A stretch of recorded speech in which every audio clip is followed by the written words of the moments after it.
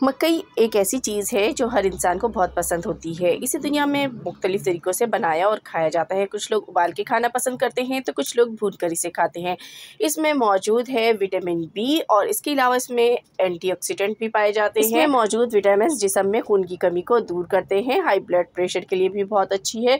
लेकिन जब इसे बात आती है खाने की तो ज़्यादा उम्र के लोग जिनकी दांत जो है वो इस काबिल नहीं होते कि इसको चबा सके तो वो इसे खा नहीं पाते।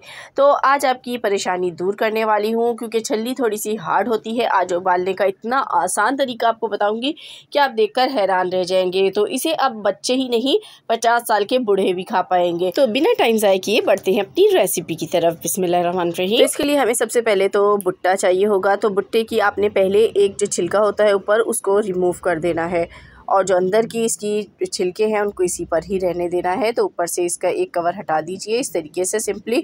तो यहाँ पर मैं सिर्फ 2 छलियाँ आपको उबाल के दिखाने वाली हूँ और बग़ैर आपने पानी में डाले इनको उबालना है आज। तो इसके लिए आपको चाहिए होगा डिस्पोजेबल बैग। इस तरीके के डिस्पोजेबल बैग अक्सर हमारे घरों में आते हैं। तो इस तरह का आपने एक डिस्पोजेबल बैग इस्तेमाल करना है और इसमें डाल देना है दोनों छलियों को। और इसको बाकी जो 2 हैं उसको मैं दूसरे तरीके से बना के दिखाऊंगी आपको बाद में। तो अभी मैं इसकी रेसिपी दे रही हूँ यहाँ पर। तो पहले इसके ऊपर गिठान लगा लेते हैं, ऊपर नोट लगा लीजिए। नोट लगाने के बाद आपने इसको एक इस तरीके का बर्तन लेना है और कोई भी पुराना बर्तन ले लीजिए। उसके बाद उसके अंदर आपने लगाना है एक स्टैंड। तो देखिए इस तरीके का एक स्टैंड ले लीजिए। जालियाँ होती है इसके अंदर, स्टीम अच्छे से बाहर आ जाती है। तो ये लेना है आपने। आप इसको सीधा भी रख सकते हैं, आप इसको उल्टा भी रख सकते हैं। सीधा रखने के लिए बर्तन थोड़ा सा गहरा चाहिए होगा, लेकिन यहाँ पर मेरा बर्तन बहुत ज़्यादा गहरा नहीं है तो मैं इसको उल्टा रखूँगी। उल्टा रखने के बाद इसके ऊपर हम ये डिस्पोजेबल बैग रख देंगे जिसके अंदर हमारे भुट्टे हैं। अब इसमें हम पानी डालेंगे, लेकिन पानी का इस्तेमाल इसमें बहुत ज़्यादा नहीं होने वाला। तो डिस्पोजेबल बैग के ऊपर भी थोड़ा थोड़ा सा आपने पानी की छिड़काव कर देनी है और पानी इतना इस्तेमाल करना है जो स्ट्रेनर हमने नीचे रखा है इससे पानी ऊपर ना आए, बस इसके अंदर ही रहे। इससे ऊपर पानी नहीं आना चाहिए, वरना क्या होगा कि जो छल्ली होती है वो पानी को एब्जॉर्ब कर लेती है और उसका जो फ्लेवर है वो बिगड़ जाता है।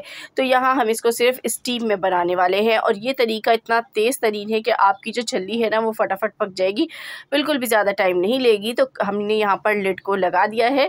तो यहाँ तक अगर आप लोगों को मेरी रेसिपी पसंद आ रही है तो जल्दी से मेरे चैनल को सब्सक्राइब कर लें मज़ीद अच्छी वीडियोस देखने के लिए।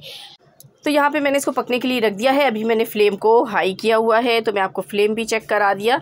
उसके बाद जो है जब इसके अंदर स्टीम इस तरीके से बनना शुरू हो जाए तो उसके बाद आपने फ्लेम कितना रखना है ये भी देख लीजिए। अभी हाई फ्लेम पर ये पक रहा था, जैसे ही स्टीम बनना शुरू हुई है मैंने फ्लेम को लो कर दिया है और लो फ्लेम पर आपने इसको तकरीबन 15 मिनट्स तक पका लेना है। उसके बाद आपने कवर को हटा देना है। तो देखें इसमें जो पानी था वो हमने बहुत ही कम मिकदार में सिर्फ आधा गिलास पानी शामिल किया था और वो भी यहाँ पर ड्राई हो चुका है। तो बस ये हमारी जो छलियाँ हैं ये उबल चुकी हैं। तो चलिए इसको निकाल लेते हैं डिस्पोजेबल बैग से यहाँ से। तो देखें तो बहुत ही फ़ायदेमंद है छल्ली का इस्तेमाल, ज़ियाबतीस के मरीज़ के लिए भी बहुत अच्छी होती है। तो इसको आपने ज़रूर सर्दी के सीज़न में इस्तेमाल करना है। तो यहाँ पर आपने इसको छील लेना है और अभी आपको मैं दिखाऊंगी कितनी अच्छी हमारी जो छलियाँ हैं वो बॉयल हुई है।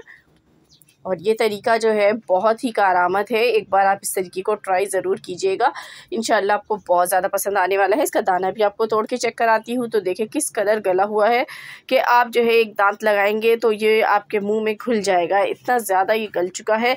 और यहाँ पर अब इसके लिए एक स्पेशल मैं आपको मसाला भी बनाना बताऊँगी जो कि इसके ऊपर लगाया जाता है। तो उसके लिए एक प्याली ले ली है, उसमें डालेंगे आधा खाने का चम्मच नमक, चौथाई खाने का चम्मच से भी थोड़ी सी कम ही रेड चिली का इस्तेमाल कीजिएगा क्योंकि बच्चे ज़्यादा इससे मिर्चें खाना पसंद नहीं करते हैं। चाट मसाला पाउडर आधा खाने का चम्मच, ज़ीरा पाउडर चौथाई खाने का चम्मच जाएगा इसमें।